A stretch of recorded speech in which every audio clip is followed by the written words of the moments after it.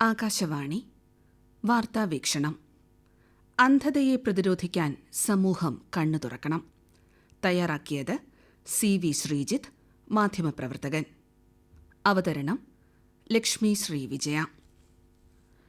രാജ്യം ഇന്നു മുതൽ ഏപ്രിൽ 7 വരെ അന്ധതാ പ്രതിരോധ വാരം ആചരിക്കുകയാണ്.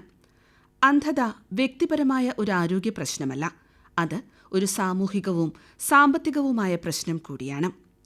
കാഴ്ച നഷ്ടപ്പെട്ട ഒരാളുടെ ജീവിതം മാത്രമല്ല, ഒരു കുടുംബത്തിന്റെ സമ്പൂർണമായ ജീവിത രീതിയെയും അവരുൾപ്പെടുന്ന സമൂഹത്തെയും അത് ബാധിക്കുന്നു. അതുകൊണ്ടുതന്നെ അന്ധതയെ പ്രതിരോധിക്കേണ്ടത് വ്യക്തിഗതമായ ഉത്തരവാദിത്തമല്ല, ഒരു സമൂഹത്തിന്റെ കൂട്ടായ ബാധ്യതയാണെന്ന തിരിച്ചറിവാണ് അന്ധതാ പ്രതിരോധ വാരം മുന്നോട്ട് വയ്ക്കുന്നത്. 1960 രാജ്യത്ത് അന്ധതാ പ്രതിരോധ വാരത്തിന് തുടക്കമായത്. പിന്നീട് നിരവധി പദ്ധതികളിലൂടെ അന്ധതയ്ക്കെതിരായ ബോധവൽക്കരണവും ഇടപെടലും കേന്ദ്ര സംസ്ഥാന സർക്കാരുകളും വിവിധ സന്നദ്ധ സംഘടനകളും നടത്തിവരുന്നുണ്ട്. കാഴ്ച അവകാശമാണ് എന്ന പേരിൽ ലോകാരോഗ്യ സംഘടന തുടക്കമിട്ട ആഗോള പ്രചാരണവും അന്ധതയ്ക്കെതിരായ പോരാട്ടത്തിന് കൂടുതൽ കരുത്ത് പകർന്നിട്ടുണ്ട്. കഴിഞ്ഞ കുറച്ചു വർഷമായി അന്ധത ബാധിച്ചവരുടെ എണ്ണത്തിൽ ഗണ്യമായ കുറവ് രേഖപ്പെടുത്തുമ്പോഴും പ്രതീക്ഷിച്ച രീതിയിൽ മുന്നേറാൻ കഴിയാത്തതിന് പലവിധ സാമൂഹിക സാമ്പത്തിക കാരണങ്ങളുണ്ട്. നിലവിൽ ആകെ ജനസംഖ്യയുടെ 0.36% അന്ധതയുടെ നിരക്ക്. ഏകദേശം 45 ലക്ഷത്തോളം പേർ ഇന്ത്യയിൽ കാഴ്ച പരിമിതരാണ്. ലോകത്താകെയുള്ള അന്ധരുടെ കണക്കിൽ ഇന്ത്യ 30ാം സ്ഥാനത്താണുള്ളത്. 2001-2 കാലഘട്ടത്തെ കണക്കുകൾ പ്രകാരം ആകെ ജനസംഖ്യയിൽ 1.1% പേർ കാഴ്ച പരിമിതിയുള്ളവരായിരുന്നു. ഇത് 2010 ആവുമ്പോഴേക്കും ഏകദേശം 0.68% കുറഞ്ഞു. നിലവിൽ ഇത് 0.36% എത്തി നിൽക്കുകയാണ്. കേരളത്തിൽ അന്ധതയുടെ നിരക്ക് ഇന്ത്യയിലെ മറ്റ് സംസ്ഥാനങ്ങളുമായി താരതമ്യം ചെയ്യുമ്പോൾ വളരെ കുറവാണ് എന്നതാണ് പ്രധാന പ്രത്യേകത. 2001-2 കണക്കുകൾ പ്രകാരം സംസ്ഥാനത്തെ ആകെ ജനസംഖ്യയിൽ 0.56% അന്ധത ബാധിച്ചവരുണ്ടായിരുന്നു. ഇതാവട്ടെ ദേശീയ ശരാശരിയേക്കാൾ കുറവാണ്. നിലവിൽ ഈ കണക്കിൽ കുറവ് വന്നിട്ടുണ്ടെന്നാണ് സംസ്ഥാന സാമ്പത്തിക സർവേ റിപ്പോർട്ടിൽ പറയുന്നത്. മികച്ച ആരോഗ്യ സംരക്ഷണ സംവിധാനം, സ്കൂൾ തലത്തിൽ തന്നെ കണ്ണ് പരിശോധന, ഉയർന്ന സാക്ഷരതയും ആരോഗ്യബോധവും എന്നിവയാണ് കേരളം ഈ മേഖലയിൽ കൈവരിച്ച മുന്നേറ്റത്തിനുള്ള കാരണം. ഇന്ത്യയിലെ അന്ധതയുടെ 90% വരെ കേസുകൾ ഒഴിവാക്കാവുന്നതാണെന്നാണ് വിദഗ്ധ പഠന റിപ്പോർട്ടുകളിൽ കണ്ടെത്തിയിട്ടുള്ളത്. കാഴ്ച പരിമിതർ നേരിടുന്ന പ്രതിസന്ധികൾ വളരെ വലുതും വേദനാജനകവുമാണ്. എല്ലാ മനുഷ്യരെയും പോലെ സമൂഹത്തിൽ ഇടപെടാനുള്ള അവകാശവും ആഗ്രഹവുമുള്ള ഒരു ജനവിഭാഗം അതിനുള്ള അവസരം നിഷേധിക്കപ്പെടുന്നത് സാമൂഹ്യപരമായി മാത്രമല്ല, മനുഷ്യത്വപരമായും കടുത്ത അനീതി തന്നെയാണ്. ഇവിടെ പരിമിതി ഒരു കുറവായി കാണുകയല്ല വേണ്ടത്, മറിച്ച് അത്തരക്കാരെ മുഖ്യധാരയിലെത്തിക്കാനുള്ള ശ്രമമാണ് സമൂഹം നടത്തേണ്ടത്. കാഴ്ചപരിമിതരുടെ കാര്യത്തിൽ നാം ഏറെയൊന്നും മുന്നോട്ടു പോയിട്ടില്ല എന്നതാണ് വസ്തുത. ചികിത്സ, ജീവിത സാഹചര്യം മെച്ചപ്പെടുത്തൽ, പുനരധിവാസം, തൊഴിൽ, സാമൂഹ്യ ഇടപെടൽ എന്നിവ ഉറപ്പാക്കൽ തുടങ്ങിയ കാര്യങ്ങളിൽ സർക്കാരുകളും സന്നദ്ധ സംഘടനകളും നിരവധി ശ്ലാഘനീയമായ പദ്ധതികളും പരിപാടികളും ആസൂത്രണം ചെയ്ത് നടപ്പിലാക്കുമ്പോഴും പൊതുസമൂഹം അന്ധരുടെ കാര്യത്തിൽ സ്വീകരിക്കുന്ന സമീപനത്തിൽ കാതലായ മാറ്റം ഉണ്ടാവാത്തത് അത്യന്തം ഖേദകരമാണ്. കാഴ്ച ഇല്ലാതാകുന്നതോടെ ഓരോ മനുഷ്യനും അവരുടെ വ്യക്തിഗത ജീവിതത്തിലും സാമൂഹ്യ ഇടപെടലുകളിലും സാമ്പത്തിക അവസ്ഥയിലും തടസ്സങ്ങൾ നേരിടേണ്ടി വരുന്നു. വിദ്യാഭ്യാസ മേഖലയിൽ കാഴ്ചപരിമിതരുടെ പ്രശ്നങ്ങൾക്ക് പരിഹാരമായി ഒട്ടേറെ പരിഷ്കാരങ്ങൾ നടപ്പിലാക്കിയിട്ടുണ്ടെങ്കിലും അതൊന്നും പൂർണ്ണതോതിലെത്താത്തത് പ്രതിസന്ധിയാണ്. കാഴ്ചയില്ലാത്ത കുട്ടികൾക്ക് ബ്രെയിൽ പുസ്തകങ്ങളും ഓഡിയോ പഠന സാധനങ്ങളും പരിശീലനം ലഭിച്ച അധ്യാപകരുടെ കുറവും ചില മേഖലകളിൽ വലിയ പ്രയാസങ്ങൾ സൃഷ്ടിക്കുന്നുണ്ട്. നിലവിലെ ഡിജിറ്റൽ പഠന പ്ലാറ്റ്ഫോമുകൾ എല്ലായ്പ്പോഴും സൗഹൃദപരമല്ലാത്തതും കുട്ടികളെ ബാധിക്കുന്നു. തൊഴിൽ, ഗതാഗതം തുടങ്ങിയ മേഖലകളിലും കാഴ്ചപരിമിതർ പലപ്പോഴും അവഗണന നേരിടുകയാണ്.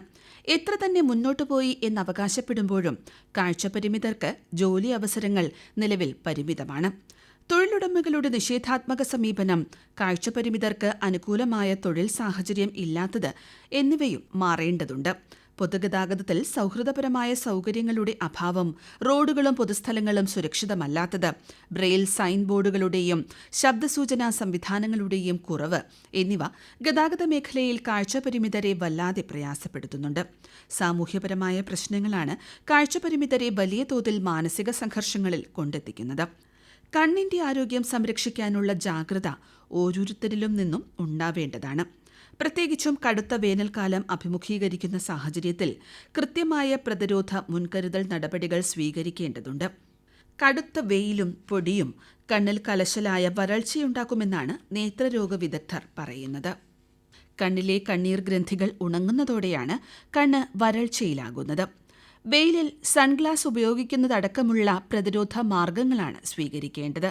വേനൽക്കാലത്ത് പ്രധാനമായ 3 നേത്രരോഗങ്ങളാണ് കണ്ടുവരുന്നത്. അലർജി മൂലമുണ്ടാകുന്ന നേത്രരോഗങ്ങൾ, ബാക്ടീരിയ, വൈറസ് എന്നിവ വഴി പകരുന്ന നേത്രരോഗങ്ങൾ, കൺപോള വീക്കം എന്നിവ. പൊടി ഒഴിവാക്കുക എന്നതാണ് അലർജിയുമായി ബന്ധപ്പെട്ട നേത്രരോഗങ്ങളെ പ്രതിരോധിക്കാനുള്ള ഏറ്റവും സ്വീകാര്യമായ മാർഗം. കണ്ണുകൾ ശുദ്ധജലം ഉപയോഗിച്ച് കഴുകുന്നത് അലർജി രോഗങ്ങളെ പ്രതിരോധിക്കാനാകും. ബാക്ടീരിയ, വൈറസ് എന്നിവയിലൂടെയാണ് ചെങ്കണ്ണ് പോലുള്ള അസുഖങ്ങൾ വേനൽക്കാലത്ത് കൂടുതലായി പടരുന്നത്. വേനൽ ചൂടും പൊടിയും ശുചിത്വമില്ലായ്മയും പേൻ, താരൻ എന്നിവയാലാണ് കൺപോള വീക്കം സാധാരണയായി കണ്ടുവരുന്നത്. ഇത്തരം അസുഖങ്ങളുടെ ലക്ഷണങ്ങൾ കണ്ടു തുടങ്ങുമ്പോൾ തന്നെ ഡോക്ടറുടെ ഉപദേശം തേടേണ്ടതും ശാസ്ത്രീയ ചികിത്സാരീതികൾ അവലംബിക്കേണ്ടതുമാണ്. സ്ഥിരമായി ടെലിവിഷൻ കാണുന്നതും പരിധിയില്ലാതെ മൊബൈൽ, ലാപ്ടോപ്പ്, കമ്പ്യൂട്ടർ തുടങ്ങിയ ഡിജിറ്റൽ സ്ക്രീൻ കാണുന്നതും കണ്ണിന് അമിതമായ രക്തസമ്മർദ്ദമുണ്ടാക്കും. സ്ക്രീനിൽ മാറിവരുന്ന തിളക്കമുള്ള വെളിച്ചം കണ്ണിലെ പേശികളെ ദുർബലമാക്കുകയും കണ്ണിന് അസ്വസ്ഥതയുണ്ടാക്കുകയും ചെയ്യും. ഒരേ ദിശയിലേക്ക് കുറേ സമയം ഇമവെട്ടാതെ നോക്കിയിരിക്കുന്നത് കണ്ണുകളിൽ വരൾച്ചയുണ്ടാക്കും. കമ്പ്യൂട്ടറുകളുടെ മോണിറ്ററുകളിൽ ആന്റി ഗ്ലെയർ സ്ക്രീൻ ഘടിപ്പിക്കുന്നതും ആന്റി ഗ്ലെയർ കണ്ണട ധരിക്കുന്നതും ഒരു പരിധിവരെ കണ്ണിന് ആശ്വാസം ലഭിക്കും. എയർ കണ്ടീഷൻ പോലുള്ള സാഹചര്യങ്ങളിലെ സഹവാസവും കണ്ണിന് ദീർഘകാലാടിസ്ഥാനത്തിൽ നല്ലതല്ല. തിമിരം ഉൾപ്പെടെയുള്ള നേത്രരോഗങ്ങൾ പൂർണ്ണമായും ചികിത്സയിലൂടെ മാറ്റാനാകും. കണ്ണിലെ ലെൻസിന്റെ സുതാര്യത നഷ്ടമാകുന്ന അവസ്ഥയാണ് തിമിരം. തിമിരം ബാധിച്ച ലെൻസ് എടുത്തുമാറ്റി പകരം പുതിയ ലെൻസ് വയ്ക്കുന്നതോടെ കാഴ്ച പൂർണ്ണമായും തിരികെ ലഭിക്കും. ഗ്ലോക്കോമയാണ് കണ്ണിനെ ബാധിക്കുന്ന മറ്റൊരു രോഗം. കണ്ണിലെ നാഡികളിലുണ്ടാകുന്ന ജീർണതയാണ് ഗ്ലോക്കോമ എന്നറിയപ്പെടുന്നത്. ഈ രോഗം ബാധിക്കുന്നവരിൽ കാഴ്ചശക്തി ഭാഗികമായോ പൂർണ്ണമായോ ഇല്ലാതാകുന്നു. കഠിനമായ തലവേദന, കണ്ണുവേദന, കണ്ണിൽ നിറവ്യത്യാസം, നീർക്കെട്ട് തുടങ്ങിയവയാണ് ഗ്ലോക്കോമയുടെ ലക്ഷണം. പാരമ്പര്യമായും പ്രമേഹം, രക്തസമ്മർദ്ദം, മയോപ്പിയ അഥവാ ഹ്രസ്വദൃഷ്ടി, മൈഗ്രെയിൻ എന്നിവയുള്ളവരിൽ ഗ്ലോക്കോമ സാധ്യത കൂടുതലാണെന്നാണ് നേത്രവിദഗ്ധർ പറയുന്നത്. രോഗത്തിന്റെ തുടക്കത്തിൽ ചികിത്സ നടത്തുകയാണെങ്കിൽ ഗ്ലോക്കോമ പൂർണ്ണമായും ചികിത്സിച്ച് മാറ്റാനാകും. കൃത്യമായ മരുന്നുകൊണ്ടും ശസ്ത്രക്രിയ കൊണ്ടും ഈ രോഗത്തെ അതിജീവിക്കാൻ സാധിക്കും. കോങ്കണ്ണ് പോലുള്ള പ്രശ്നങ്ങൾ ശസ്ത്രക്രിയയിലൂടെ പൂർണ്ണമായും മാറ്റാനാകുന്ന ചികിത്സാരീതികളും ഇന്ന് ലഭ്യമാണ്. അതുപോലെ പ്രമേഹവും രക്തസമ്മർദ്ദവും നിയന്ത്രിക്കുന്നത് കണ്ണിന്റെ ആരോഗ്യത്തിന് നല്ലതാണ്. കണ്ണിന്റെ ഞരമ്പുകളെയാണ് പ്രമേഹം ബാധിക്കുക. ഡയബറ്റിക് റെറ്റിനോപ്പതി എന്ന അസുഖം ബാധിച്ചു കഴിഞ്ഞാൽ രോഗി പോലും അറിയാതെ വളരെ സാവധാനത്തിൽ കാഴ്ചശക്തി നഷ്ടപ്പെടുന്ന അവസ്ഥയാണുണ്ടാവുക. പ്രമേഹ രോഗികളിൽ കണ്ണിൽ കുരുവരുന്നതും സാധാരണമാണ്. ഇത്തരക്കാരിൽ കണ്ണിൽ നേരിയ മുറിവോ പാടോ ഉണ്ടായാൽ അത് ഉണങ്ങാൻ കാലതാമസം ഉണ്ടാവുകയും ചെയ്യും. വൈറ്റമിൻ കുറവ് മൂലവും കണ്ണിന് പലതരത്തിലുള്ള ന്യൂനതകളും സംഭവിക്കാം. കണ്ണിന് ബാധിക്കുന്ന ഏത് അസുഖത്തിനും ഇന്ന് കൃത്യമായ ചികിത്സ രാജ്യത്ത് ലഭ്യമാണ്. എന്നാൽ അസുഖ ലക്ഷണങ്ങളുടെ തുടക്കത്തിൽ തന്നെ വിദഗ്ധ സേവനം തേടാത്തതും പ്രതിരോധ മാർഗങ്ങൾ സ്വീകരിക്കാത്തതുമാണ് രാജ്യത്ത് നേത്രരോഗങ്ങൾ കൂടാനുള്ള കാരണമെന്നാണ് ആരോഗ്യ മന്ത്രാലയം കണ്ടെത്തിയിട്ടുള്ളത്. യഥാസമയം രോഗനിർണയം നടത്തുകയും ചികിത്സ ഉറപ്പാക്കുകയും ചെയ്യുന്ന പക്ഷം നേത്രരോഗങ്ങളെ ഫലപ്രദമായി പ്രതിരോധിക്കാൻ കഴിയും. വിവിധ രോഗങ്ങൾക്ക് സർക്കാർ, സ്വകാര്യ ആശുപത്രികളിൽ ഇന്ന് മെച്ചപ്പെട്ട ചികിത്സ ലഭ്യമാണ്. കേന്ദ്ര, സംസ്ഥാന സർക്കാരുകളുടെ നേരിട്ടുള്ള നിയന്ത്രണത്തിൽ നേത്രരോഗങ്ങളുടെ വിദഗ്ധ ചികിത്സ സൗജന്യമായി നടപ്പിലാക്കുന്നുണ്ട്. ഇതോടൊപ്പം വിവിധ സന്നദ്ധ സംഘടനകളും ജീവകാരുണ്യ സ്ഥാപനങ്ങളും പല നേത്രരോഗികൾക്കും സൗജന്യ ചികിത്സ നൽകി വരുന്നുണ്ട്. കണ്ണുദാനം പോലുള്ള മഹത് പ്രവർത്തനങ്ങൾ വ്യാപിപ്പിക്കുക വഴി ഇരുട്ടിലായ അനേകം പേർക്ക് വെളിച്ചം പകരാനും സാധിക്കും. അന്ധത ഒരു സാമൂഹിക വെല്ലുവിളിയായി ഏറ്റെടുക്കാൻ പൊതുസമൂഹം തയ്യാറാവുകയാണ് വേണ്ടത്. നിങ്ങൾ കേട്ടത് വാർത്താവീക്ഷണം.